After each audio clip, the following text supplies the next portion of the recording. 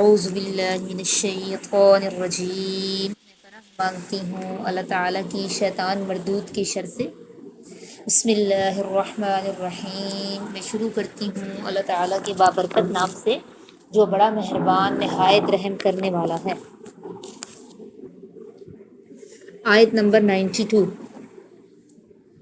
لن تنالوا البر، لن ہرگز نہیں، تنالو تم پہنچ سکو گے، ہرگز نہیں تم پہنچ سکو گے، برا نیکی کو،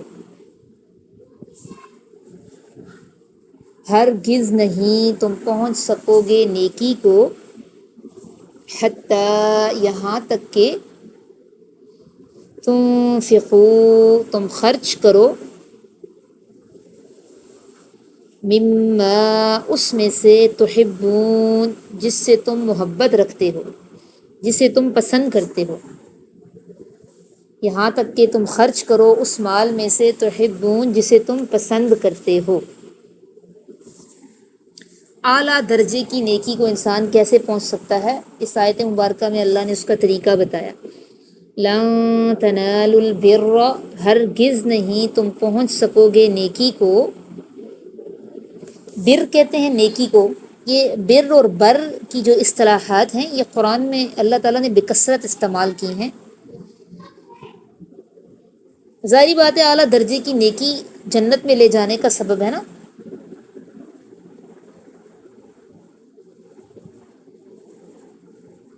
اور جب کوئی انسان اپنی محبوب ترین چیز کی قربانی دیتا ہے تو اور اس میں اللہ کی رضا ہوتی ہے تو وہ بلند ترین درجے پر ہوگا مرتبے کے اعتبار سے۔ نبی پاک صلی اللہ علیہ وسلم سے ایک دفعہ پوچھا گیا کہ بر کس کو کہتے ہیں، تو آپ صلی اللہ علیہ وسلم نے فرمایا بر وہ ہے جس پر نفس مطمئن ہو، نیکی وہ ہے جس کو کرنے کے بعد نفس دل مطمئن ہو جائے، ٹھیک ہے۔ اور نیکی کی یہ برکت ہوتی ہے نا، جب آپ ایک نیکی کرتی ہیں تو اس کی توفیق سے دوسری نیکی، اس کی برکت سے دوسری نیکی کی توفیق بھی مل جاتی ہے، نیکی کی برکات ہوتی ہیں۔ اور گناہوں کی نحوست ہوتی ہے، جب بندہ ایک گناہ کرتا ہے نا تو اس کی نحوست سے پھر سٹیپ بائی سٹیپ انسان گناہوں کی طرف بڑھنا شروع ہو جاتا ہے۔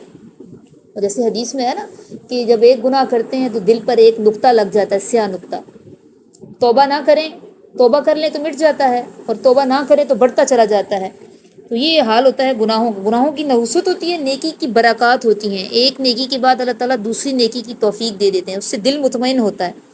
اور پھر آپ صلی اللہ علیہ وسلم نے فرمایا، آپ صلی اللہ علیہ وسلم سے پوچھا گیا گناہ کیا ہے، تو آپ صلی اللہ علیہ وسلم سے کیا جواب دیا؟ ما حاک فی صدرک، جو تیرے سینے میں کھٹک پیدا کرے، شک پیدا کرے، جس سے دل مطمئن نہ ہو، سینے میں بے سکونی سی پیدا ہو جائے، اور تو اس بات کو ناپسند کرے کہ لوگ اس پر اطلاع پائیں، ٹھیک، وہ گناہ ہے۔ یہ گناہ کی ڈیفینیشن اور بر کی ڈیفینیشن جو نبی پاک صلی اللہ علیہ وسلم نے فرمائی۔ بر کیا ہے؟ جس کو کرنے کے بعد آپ کا دل مطمئن ہو، اور گناہ کیا ہے؟ جو دل میں بے سکونی پیدا کرے اور ہمیں یہ چیز ناپسند ہو کہ اس پر لوگوں کو پتہ چلے کہ یہ ہم نے یہ کیا ہے۔ وما تنفقوا، اور جو تم خرچ کرو گے، من شیئن کسی چیز میں سے، اور جو تم خرچ کرو گے کسی چیز میں سے، فإن اللہ، پس بے شک اللہ تعالیٰ، بہ علیم، اس سے واقف ہیں۔ اور جو تم خرچ کرو گے کسی چیز میں سے، پس بے شک اللہ تعالیٰ اس سے واقف ہیں۔ ہرگز نہیں تم پہنچ سکو گے نیکی کو، بر کا مفہوم سمجھ لیا نا، یہاں تک کہ تم خرچ کرو اس مال میں سے، تحبون جو تم پسند کرتے ہو، وما تنفقوا، اور جو بھی تم خرچ کرو گے، من شیئن کسی چیز میں سے، پس بے شک اللہ تعالیٰ اس سے واقف ہیں۔ اچھا، جب یہ والی آیت نازل ہوئی نا کہ اپنی محبوب نیکی، اعلیٰ درجے کی نیکی کو اس وقت پہنچو گے جب تم محبوب چیز میں سے خرچ کرو، تو صحابہ نے بڑا بڑھ چڑھ کر حصہ لیا تھا اس میں۔ اور حضرت طلحہ رضی اللہ تعالیٰ نے جب یہ آیت سنی تھی تو نبی پاک صلی اللہ علیہ وسلم کی خدمت میں حاضر ہو کر کہا تھا کہ میرے باغات ہیں اور ان میں سے مجھے بیرہا سب سے زیادہ محبوب ہے. یہ باغ کا نام تھا بیرہا. میں اس باغ کو اللہ کی راہ میں دینا چاہتا ہوں، تو آپ اس سے مناسب کسی جگہ پہ صرف فرما دیں. تو آپ صلی اللہ علیہ وسلم نے فرمایا تھا خوب یہ مال بڑا ہی فائدہ دینے والا ہے، میرا مشورہ ہے کہ اسے اپنے غریب رشتہ داروں میں تقسیم کر دو. چنانچہ ابو طلحہ رضی اللہ عنہ نے جو ان کے کچھ اقربا میں سے تھے غریب لوگ، ان میں یہ تقسیم کر دیا تھا. اسی طرح حضرت عمر رضی اللہ عنہ نے جب یہ آیت سنی تو انہوں نے نبی پاک صلی اللہ علیہ وسلم کے پاس آ کے عرض کی کہ جو زمین مجھے خیبر میں ملی ہے وہ مجھے اپنے مالوں میں سب سے زیادہ پیاری ہے، اور میں چاہتا ہوں کہ میں اسے اللہ کی راہ میں دے دوں. تو نبی پاک نے فرمایا تھا ٹھیک ہے اسے وقف کر دو. چنانچہ انہوں نے ایسے ہی کیا. اس کے علاوہ نبی پاک وسلم کے منہ بولے بیٹے حضرت زید رضی اللہ عنہ نے آ کر کہا کہ میرے پاس بڑی اچھی چال والا گھوڑا ہے اور مجھے بڑا ہی پیارا ہے، تو آپ جسے مناسب سمجھیں دے دیں. آپ نے وہ گھوڑا حضرت زید ہی کے بیٹے حضرت اسامہ کو دے دیا تاکہ وہ اسے جہاد میں استعمال کریں. ٹھیک ہے. تو صحابہ اکرام نے جب یہ آیت سنی تھی تو اپنی محبوب چیزوں میں سے چیزیں جو ہیں وہ اللہ کے راستے میں دی تھی. اور ضروری نہیں ہوتا کہ آپ رقم ہی خرچ کریں، آپ کے پاس زیور ہے آپ اس میں بھی دے سکتی ہیں، کپڑے ہیں، جوتے ہیں، ٹھیک ہے، اس میں سے دے کر آپ یہ مثالیں قائم کر سکتی ہیں. جو بھی تم خرچ کرو یہ کوئی چیز بس بے شک اللہ تعالیٰ اس سے واقف ہے. اگلی آیت دیکھیں. کل الطعام، سارے کا سارا کھانا. میں نے خود جب یہ ہم نے پہلی دفعہ یہ آیت پڑھی تھی نا لن تنالوا البر حتى تنفقوا مما تحبون، اس وقت میرے پاس زیور تو شادی سے پہلے تھا ہی نہیں. تو جو محبوب چیز تھی میرے پاس کپڑے ہی ہوتے ہیں زیادہ تر خواتین کو محبوب. تو سا میرے پاس ایک گولڈن اور براؤن کلر کا بڑا پیارا سوٹ تھا اور جچتا بھی بہت تھا. تو اس وقت پھر باجی نے ایسی ترغیب دی تھی کہ میں نے وہ سوٹ اٹھا کے دے دیا تھا مستحقین کو. الحمدللہ. ہاں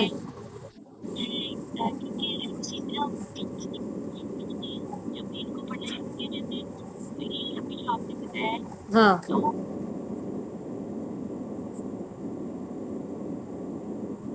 اچھا ماشاء اللہ. اچھا.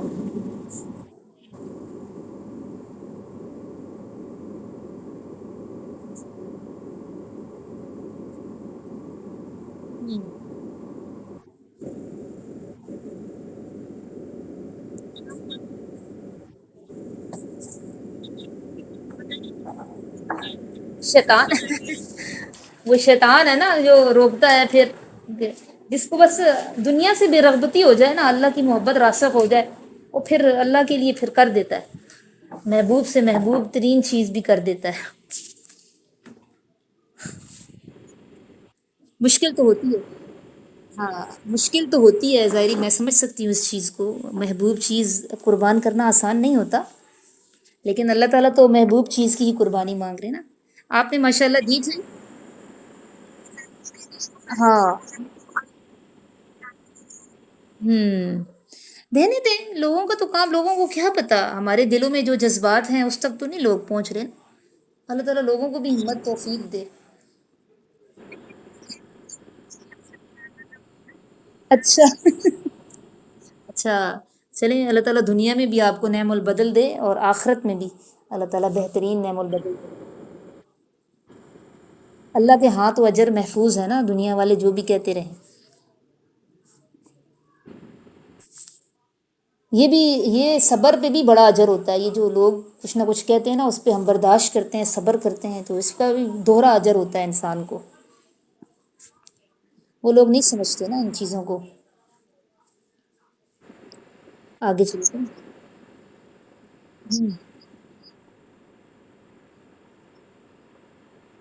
ہاں جی.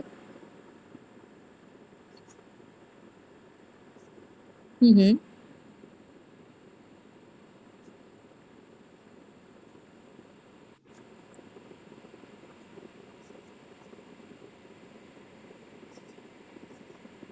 ہوں. ہوں. بالکل. ہاں جی.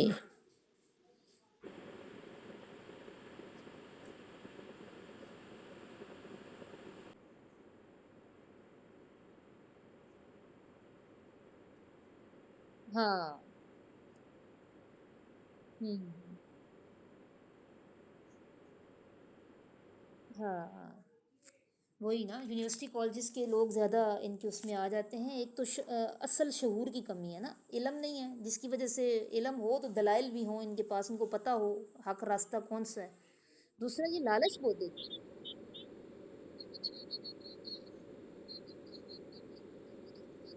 ہوں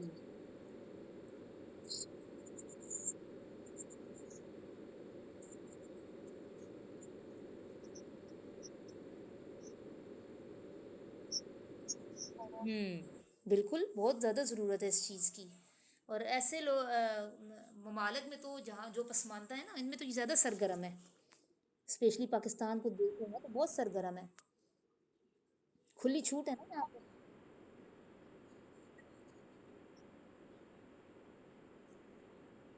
ہاں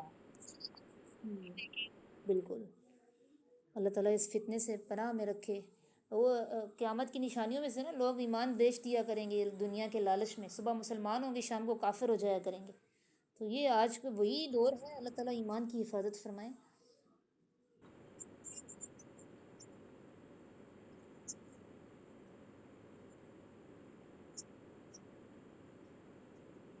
ہاں وہی نا، اللہ تعالیٰ ایمان سلامت رکھے. ایمان کی کشتی پار ہوگی نا تو بس پار ہو گئے ہم بھی. ایمان کی بہت بڑی چیز ہے ایمان. آگے چلتے ہیں. بسم اللہ. کل الطعامی، کلو سارے کا سارا، طعامی کھانا، کانا تھا حلن حلال، سارے کا سارا کھانا تھا حلال، لبنی اسرائیل، بنی اسرائیل کے لیے. سارے کا سارا کھانا حلال تھا بنی اسرائیل کے لیے، مگر اس کا مطلب ہے کہ جتنی بھی کھانے کی چیزیں وہ سب بنی اسرائیل کے لیے حلال تھیں.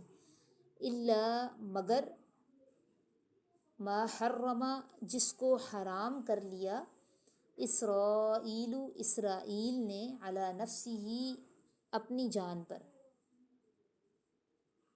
مگر جس کو حرام کر دیا اسرائیل نے اپنی جان پر.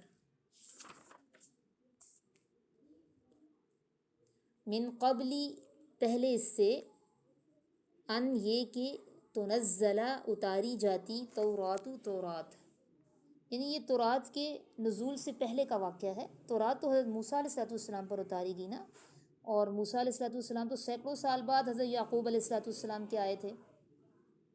اسرائیل حضرت یعقوب علیہ السلام کا لقب ہے.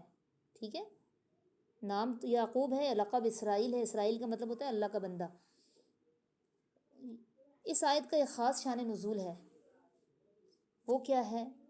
اہل کتاب نے مسلمانوں سے یہ کہا تھا کہ اگر تم لوگ یہ دعوے کرتے ہو کہ ملت ابراہیمی کے پیروکار ہو، تو پھر ملت ابراہیمی میں جو چیزیں حرام تھیں ان کو حلال کیوں سمجھتے ہو؟ اور اس سے مراد ان کی اونٹنی کا دودھ اور اونٹ کا گوشت تھا. اہل کتاب اسے حرام سمجھتے تھے. ٹھیک ہے. اور دوسرا انہوں نے یہ سوال کیا تھا کہ اگر مسلمان ملت ابراہیمی پر قائم ہیں تو بیت المقدس کو قبلہ کیوں نہیں تسلیم کرتے، بیت اللہ کو کیوں قبلہ بنایا ہوا ہے؟ تو یہ والی جو آیت ہے نا، کل الطعام کان حلا لبنی، اس میں پہلے سوال کا جواب ہے. اس کے جواب میں اللہ تعالیٰ نے یہ آیت نازل فرمائی کہ اونٹ کا گوشت اور دودھ جو تھا وہ بنی اسرائیل کے لیے اللہ نے حرام نہیں کیا تھا، بلکہ حضرت یعقوب علیہ السلام نے نظر مانی تھی اور خود اپنے اوپر حرام کر لیا تھا. پھر ان کے دیکھا دیکھی جو قوم کے لوگ تھے انہوں نے بھی اس کو حرام کر لیا. اور یہ تو بات، ہاں وہ تو اللہ نے حرام کی تھی نا. یہ حضرت یعقوب علیہ السلام کی نظر تھی. انہوں نے نظر مانی تھی کہ اگر میں صحت یاب ہو گیا تو اپنے کھانے میں سے مرغوب چیز کھانا چھوڑ دوں گا. اور آپ کی مرغوب چیز اونٹنی کا دودھ اور گوشت تھی. تو ان کی دیکھا دیکھی پہ جو ان کے قوم کے لوگ تھے انہوں نے بھی اس کو حرام کر لیا. اللہ نے حرام نہیں کیا تھا، لیکن یہاں پہ یہ مسئلہ بھی سمجھ لیں کہ ہماری شریعت میں کوئی شخص اس طرح کی نظر مانے گا، اللہ کی حلال کردہ چیز کو اپنے اوپر حرام کر لے گا، تو ایسی نظر اس کو توڑنی ہوگی، یہ پورا کرنا ضروری نہیں ہے، اسے توڑے اور کفارہ ادا کرے، ٹھیک ہے۔ حضرت یعقوب علیہ السلام کی شریعت میں یہ ضروری نہیں تھا۔ اور پھر یہ تورات کے نزول سے پہلے کا واقعہ، یہ تو تورات کے حوالے دیتے ہیں، اللہ تعالیٰ فرما رہے ہیں لاؤ تورات، قل فأتو، آپ فرما دیجئے فأتو، پس تم لاؤ تورات، فتلوہا، پھر تم اس کو پڑھو، ان کنتم صادقین، اگر سچے ہو، تورات میں سے بتاؤ اگر یہ ایسا ہے تو۔ ملت ابراہیمی کو کیوں کہہ رہے ہو کہ وہ انہوں نے حرام کیا تھا اس کو؟ کل طعامی، سارے کا سارا کھانا، کانا تھا، حلن حلال، لبنی اسرائیل، بنی اسرائیل کے لیے، الا مگر، ما حرما، جو حرام کر دیا اسرائیل، حضرت یعقوب علیہ السلام نے، علی نفسہ، اپنی جان پر، من قبلی، پہلے اس سے، ان تنزل التورات، کہ اتاری جاتی تورات۔ قل فأتو، آپ کہہ دیں اے پیغمبر، فأتو، پس تم لاؤ، بالتوراتی، تورات، فتلوہا، پھر تم اس کی تلاوت کرو، پھر تم پڑھو اس کو، ان کنتم صادقین، اگر ہو تم سچ کہنے والے۔ فمن افترا، پھر جو شخص باندھے گا، اللہ، اللہ پر، کذبا، جھوٹ، من بعد ذالک، اس کے بعد، پھر بھی جو شخص جھوٹ باندھے گا اللہ پر اس کے بعد، فاولئک، پس یہی لوگ ہیں، ہم الظالمون، ظالم۔ پھر جو شخص باندھے گا اللہ پر جھوٹ، من بعد ذالک، اس کے بعد، پس یہی لوگ ہیں ظالم۔ قل صدق اللہ، آپ کہہ دیں اے پیغمبر صلی اللہ علیہ وسلم، سچ کہا اللہ نے، سچ فرمایا اللہ نے۔ فاتبعوا، پس تم پیروی کرو، ملت ابراہیم، ابراہیم علیہ السلام کی ملت کی، حنیفہ، جو کہ حنیف تھے۔ آپ کہہ دیجئے سچ کہا اللہ نے، پس تم پیروی کرو ابراہیم علیہ السلام کی ملت کی، حنیفہ، جو کہ حنیف تھے۔ ان کو ملت ابراہیمی کا اتباع کرنے کا اس لیے کہا جاتا ہے نا کہ یہ نسبت اپنی کرتے تھے ابراہیم علیہ السلام کی طرف۔ اچھا، یہاں پہ حضرت ابراہیم علیہ السلام کو حنیف کہا گیا، حنیف کا کیا مطلب ہے؟ کسی کو معلوم ہے حنیف کا مطلب؟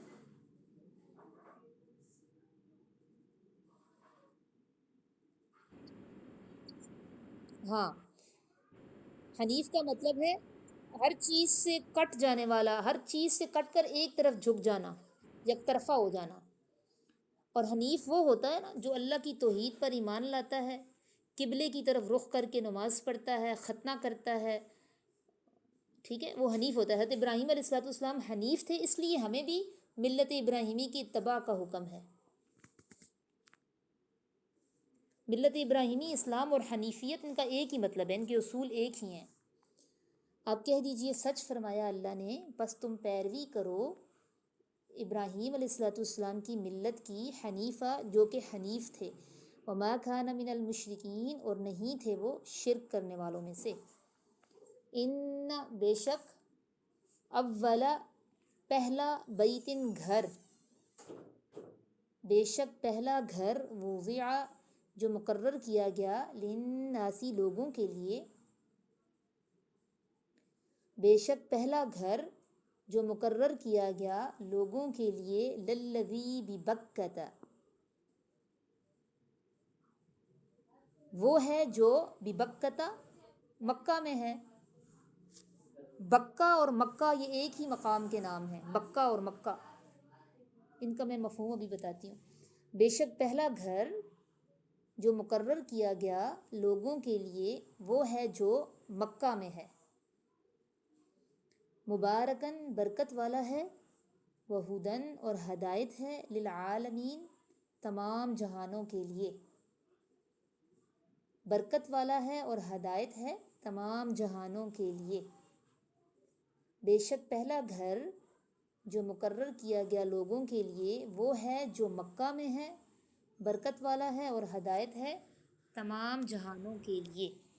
اب میں نے ابھی پیچھے ہی میں نے بتایا ہے کہ اہل کتاب کا ایک اور سوال تھا کہ ملت ابراہیمی کا اتباع تو کرتے ہو اور کہتے بھی ہو فتبعوا ملت ابراہیم حنیفہ، تو بیت المقدس کو قبلہ کیوں نہیں مانتے؟ ان کا تو قبلہ بیت المقدس تھا۔ اللہ نے یہاں اس سوال کا جواب دیا۔ یہ لوگ کہتے تھے بیت المقدس پہلا قبلہ ہے، یہاں اللہ نے اس کی تردید کی ہے۔ بکہ اور مکہ ایک ہی، جی ہاں جی، اس کی بھی ابھی ڈیٹیل بتاتی ہوں۔ پہلے بکہ کا مطلب سمجھ لیں تھوڑا سا۔ بکہ اور مکہ نا ایک ہی مقام کے نام ہیں۔ مکہ کو اس کے علاوہ بھی ام القریٰ، بلدتن طیبہ، بلدتن امین، بلدتن مأمون اور بلد مقدسہ، یہ سارے مکہ کے نام ہیں۔ اور بکہ کا کیا مطلب ہے؟ بکہ کا مطلب ہوتا ہے اجتماع۔ اس کے کچھ، جس طرح اردو میں ایک لفظ کے بہت سارے مترادفات ہوتے ہیں، مترادف ہوتے ہیں، اس طرح عربی میں بھی ایک لفظ کے بہت سارے مترادف ہوتے ہیں، معانی ہوتے ہیں۔ بکہ کا مطلب ہے اجتماع، اور ایک اس کا مطلب ہے درمیانی چیز۔ چونکہ یہ دنیا کے سینٹر میں ہے، اسی لیے بھی اس کو مکہ یا بکہ کہتے ہیں، یعنی وسطی چیز۔ اور ایک اس کا مطلب ہے جھکانا یا توڑنا، یعنی یہاں پہ بڑے بڑوں کی گردنیں جو ہیں وہ اللہ کے حضور جھک جاتی ہیں۔ پھر توڑنا سے اس کو اگر یہ مراد لیا جائے مطلب، تو جو کوئی اس مقدس مقام کو نقصان پہنچانے کی کوشش کرتا ہے اللہ تعالیٰ اس کی گردن توڑ دیتے ہیں۔ جیسے ابرہہ کا ایک مشہور واقعہ ہے ہمارے تاریخی واقعات میں سے، پوری سورہ فیل ہے اس بارے میں، ہاتھی والوں کا لشکر، پرندوں کے ذریعے اللہ تعالیٰ نے ان کو کس طرح نابود کیا تھا۔ اور پھر قیامت کے دن، قیامت کے نزدیک ایک نشانی ہے کہ حبشہ کا ایک ظالم بادشاہ ہوگا، اور اس کا حلیہ بھی نبی پاک صلی اللہ علیہ وسلم نے بتایا کہ وہ اس کی رنگت سیاہ ہوگی، موٹی پنڈلیوں والا ہوگا، چھوٹا سا اس کا قد ہوگا، وہ خانہ کعبہ کی عمارت کو گرا دے گا۔ اور اس جب خانہ کعبہ کی عمارت گر جائے گی نا، تو اس وقت پھر پوری دنیا کا نظام تباہ ہو جائے گا، سورہ اسرافیل پھونکا جائے گا اور قیامت برپا ہو جائے گی۔ یہ بھی قیامت کی نشانیوں میں سے ہے۔ تو پہلا گھر جو مقرر کیا گیا لوگوں کے لیے وہ ہے جو مکہ میں ہے۔ حضرت ابو ذر غفاری رضی اللہ تعالیٰ عنہ سے روایت ہے، انہوں نے نبی پاک صلی اللہ علیہ وسلم سے سوال کیا تھا کہ زمین پر سب سے پہلے کون سا عبادت خانہ بنایا گیا؟ نبی پاک صلی اللہ علیہ وسلم نے فرمایا مسجد حرام جس میں بیت اللہ ہے۔ ٹھیک ہے، آدم علیہ السلام نے اس کی تعمیر کی تھی نا۔ پھر دوسرے نمبر پر پوچھا کون سی مسجد ہے؟ آپ صلی اللہ علیہ وسلم نے فرمایا مسجد اقصیٰ جو بیت المقدس میں ہے۔ پھر پوچھا ان کے درمیان کتنے سال کا وقفہ ہے؟ تو نبی پاک صلی اللہ علیہ وسلم نے فرمایا کہ 40 سال کا وقفہ ہے۔ ان دونوں کی ابتدائی جو تعمیر تھی آدم علیہ السلام نے کی، بیت المقدس کی بھی اور مسجد بیت اللہ کی بھی، اور ان کے درمیان کتنے سال کا وقفہ ہے؟ 40 سال کا۔ بیت اللہ پہلے تعمیر ہوا، 40 سال بعد پھر بیت المقدس یعنی مسجد اقصیٰ کی تعمیر ہوئی۔ پھر دوبارہ اللہ تعالیٰ نے کس کے ذریعے بیت اللہ کی تعمیر کی؟ حضرت ابراہیم علیہ السلام کے ذریعے، اور بیت المقدس حضرت سلیمان علیہ السلام نے دوبارہ تعمیر کیا تھا۔ ٹھیک ہے، بیت المقدس ضرور قبلہ رہا ہے، مگر ترتیب کے لحاظ سے وہ قبلہ ثانی ہے۔ حدیث میں 3 مقدس مقامات کا ذکر ہے نا، ایک بیت اللہ، ایک مسجد نبوی اور ایک بیت المقدس۔ یہ تینوں ہمارے مقدس مقامات ہیں، مرکز ہدایت ہیں، تاہم خانہ کعبہ کو زیادہ فضیلت ہے۔ اچھا، اس کی کوالٹیز، مکہ کی کوالٹیاں اللہ تعالیٰ بتا رہے ہیں، برکت والا ہے، اس میں ظاہری اور باطنی دونوں طرح کی برکات ہیں۔ برکت کے لفظ میں تقدس پایا جاتا ہے، یعنی ہر وقت اللہ کی تجلیات کا نزول ہو رہا ہوتا ہے۔ پھر ابن ماجہ کی روایت میں ہے کہ وہاں پہ جو بھی ہم نیکی کرتے ہیں نا، اس کا ثواب عام جگہوں سے زیادہ بڑھ جاتا ہے، جیسے ایک نماز کا ثواب 1,00,000 نمازوں کے برابر ملتا ہے۔ پھر حضرت ابراہیم علیہ السلام کی دعا بھی ہے، رب اجعل ھذا البلد آمنا وارزق اہلہ من الثمرات، سورہ بقرہ میں آپ پڑھ کے آئی ہیں۔ اس دعا کی قبولیت کا ثمرہ آپ وہاں اپنی آنکھوں سے دیکھیں گی کہ درخت نہیں ہے، کوئی گھاس پھوس بھی نہیں ہے، اور اس وادی غیر ذی زرع میں ہر چیز کی بہتات ہے، پھلوں کی کہاں کہاں سے پھل ہیں، اور ایسے پھل ہیں جو ہمیں گرینری والی جگہوں پہ بھی نظر نہیں آتے، اتنے زیادہ پھل ہیں، پھلوں کی بہتات ہے، اور یہ ابراہیم علیہ السلام کی دعا کی برکت ہے۔ برکت والا ہے اور ہدایت ہے للعالمین، تمام جہانوں کے لیے۔ ہدایت کس طرح ہے، وہاں نبی پاک صلی اللہ علیہ وسلم کو اللہ تعالیٰ نے پیدا کیا، وہیں قرآن اتارا گیا اور ابتدائی جماعت بھی وہیں تیار ہوئی، یہ ہدایت کا مرکز ہے۔ آگے چلتے ہیں۔ فی ہی، اس میں، آیات بینات، اس میں روشن نشانیاں ہیں، کھلی نشانیاں ہیں یا واضح نشانیاں ہیں، مقام ابراہیم، جیسا کہ مقام ابراہیم، اس میں کھلی نشانیاں ہیں جیسا کہ مقام ابراہیم۔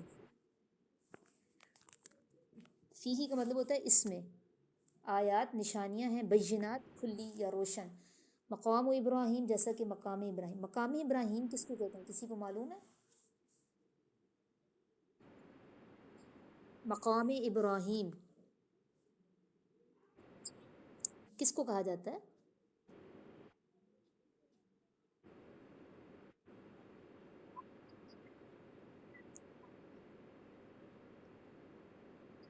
ہاں جی، وہ پتھر ہے جس پر کھڑے ہو کر حضرت ابراہیم علیہ السلام نے بیت اللہ کی تعمیر کی تھی۔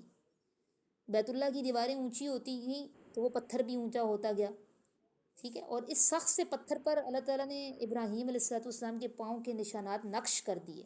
اب وہ کہاں ہے؟ اس کو شیشے میں بند کر کے نا، ان دوہرا شیشہ لگا ہوا ہے، باب رحمت کے سامنے مطاف میں رکھ دیا گیا ہے، اور دیکھنے والوں کو یہ نظر آ جاتے ہیں، یہ پتھر نظر آتا ہے۔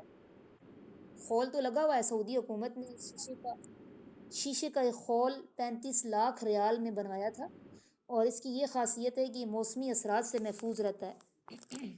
اس خول کی وجہ سے وہ پتھر موسمی اثرات سے محفوظ رہتا ہے، ٹھیک ہے، لیکن دیکھنے والوں کو کہا جاتا ہے کہ بخوبی نظر آ جاتا ہے۔ تو اس میں اللہ تعالیٰ فرما رہے ہیں اس میں روشن نشانیاں ہیں جیسا کہ مقام ابراہیم، اور بھی بہت ساری نشانیاں جیسے زمزم ہے، ٹھیک ہے، صفا مروہ ہے، اور بھی بہت ساری نشانیاں ہیں۔ زمزم لاکھوں لوگ، پوری دنیا سے لوگ سیراب ہو رہے ہیں اور آج تک وہ خشک نہیں ہوا، یہ بھی روشن نشانی ہے۔ آگے اللہ تعالیٰ فرما رہے ہیں وما دخلہ، اور جو شخص داخل ہوگا اس میں، کان آمنا، ہوگا وہ امن میں، جو شخص داخل ہوگا اس میں، کان آمنا، ہوگا وہ امن میں۔ ظاہری اور باطنی دونوں طرح سے اس کو امن حاصل ہوگا۔ ظاہری امن تو یہ ہے کہ اگر کوئی مجرم جس کو سزا سنائی جا چکی ہو اور وہ جب وہاں جا کے پناہ لے لینا، تو اس کو حرم کے، حدود حرم کے اندر مارنے کی اجازت نہیں ہے، باہر لے جا کر اس کو سزا دی جائے گی، اور اس کے لیے پھر مختلف طریقے بھی بتاتے ہیں مفسرین کہ اس کا کھانا پینا بند کر دیا جائے، اس کو حصار میں لیا جائے، اس کو باہر لے جا کر اس کو سزا دی جائے۔ پھر حرمت، حدود حرم کی حرمت ہے نا، حدود حرم میں نہ آپ درخت کاٹ سکتے ہیں، نہ گھاس پھوس، نہ لڑائی کی جا سکتی ہے، نہ شکار کیا جا سکتا ہے۔ سورہ قصص میں ہے غالباً، نبی پاک نے فرمایا تھا اللہ نے مجھے حکم دیا ہے کہ میں عبادت کروں ہذہ البلدۃ الذی حرمھا، اس گھر کی جس نے اس کو حرمت والا بنایا، تو اس کی حرمت کی وجہ سے ہے یہ۔ وما دخلہ، جو شخص داخل ہوگا اس میں، کان آمنا، ہوگا وہ امن میں۔ وللہ، اور اللہ کے لیے، اور باطنی امن کیا ہے کہ دوزخ سے، دوزخ کی آگ سے وہ مامون رہے گا۔ اور یہاں پہ جو بندہ فوت ہو جائے نا، نبی پاک صلی اللہ علیہ وسلم کا ارشاد ہے کہ میں اس کی سفارش کروں گا قیامت کے دن۔ وللہ، اور اللہ کے لیے، اور اللہ کے لیے، علی الناسی، لوگوں پر،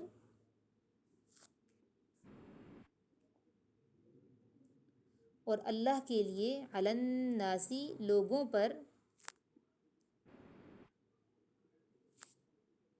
حج البیتی، حج کرنا ہے بیت اللہ کا، یعنی اللہ کی رضا کے لیے لوگوں پر حج کرنا ہے بیت اللہ کا، من استطاع، جو طاقت رکھتا ہے، الیہ، اس کی طرف، سبیلا، راستے کی، جو طاقت رکھتا ہے اس کی طرف راستے کی۔ اور اللہ کے لیے لوگوں پر حج کرنا ہے بیت اللہ کا، جو طاقت رکھتا ہے اس کی طرف راستے کی۔ حج سال میں ایک بار فرض ہے نا، اور کن لوگوں پر فرض ہے؟ جن کے پاس زیادہ راہ ہو، سفر کے اخراجات ہوں، ٹھیک ہے، سفر کے بھی اخراجات ہوں، اور پھر جو اہل و عیال انہوں نے پیچھے چھوڑے ہیں ان کے جتنے عرصہ وہ وہاں رہیں گے ان کے اخراجات تب تک ان کے اخراجات بھی پورے ہوں، ٹھیک ہے۔ سفر کے اخراجات، مکہ میں رہنے کے اخراجات، جو پیچھے اہل و عیال ہیں ان کے اخراجات، یہ سارے وہ پورے کر سکتے ہوں تو ان پر حج فرض ہوتا ہے۔ اور عورت جب اس پر فرض بھی ہو نا، اور اس کا محرم نہ ہو ساتھ جانے والا، تو تب تک وہ نہیں جا سکتی۔ کوئی محرم ہوگا تو وہ جائے گی، محرم کے بغیر نہیں جا سکتی۔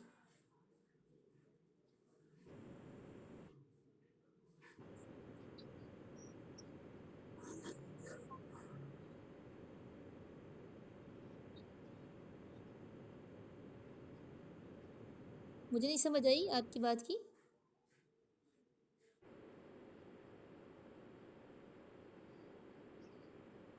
جی۔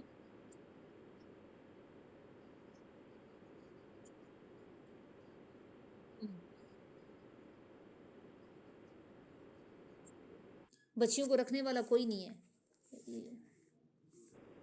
ہاں تو پھر ظاہری بات ہے، لیکن شور تو کر لینا۔ ہوں،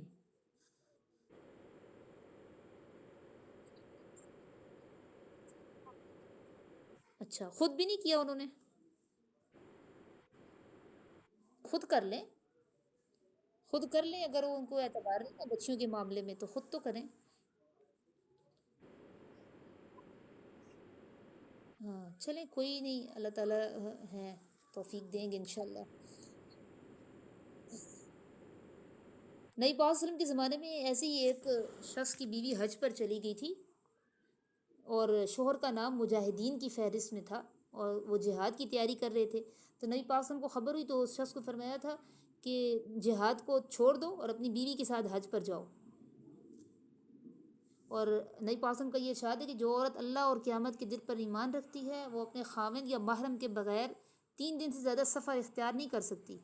اور محرم وہ شخص ہوتا ہے نا جس کے ساتھ نکاح ہمیشہ کے لیے حرام ہوتا ہے، باپ ہے، بیٹا ہے، بھتیجا ہے، بھانجا ہے، ماموں ہیں، چچا ہیں، تایا، خسر، ٹھیک ہے، تو یہ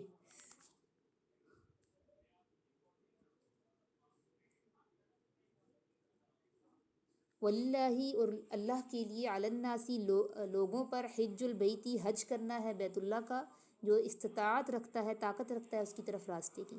ومن کفر، اور جو شخص کفر کرے گا، یعنی فرض ہونے کے باوجود نہیں کرے گا، فإن اللہ، پس بے شک اللہ تعالی، غنیشن، بے نیاز ہے، عن العالمین، جہان والوں سے۔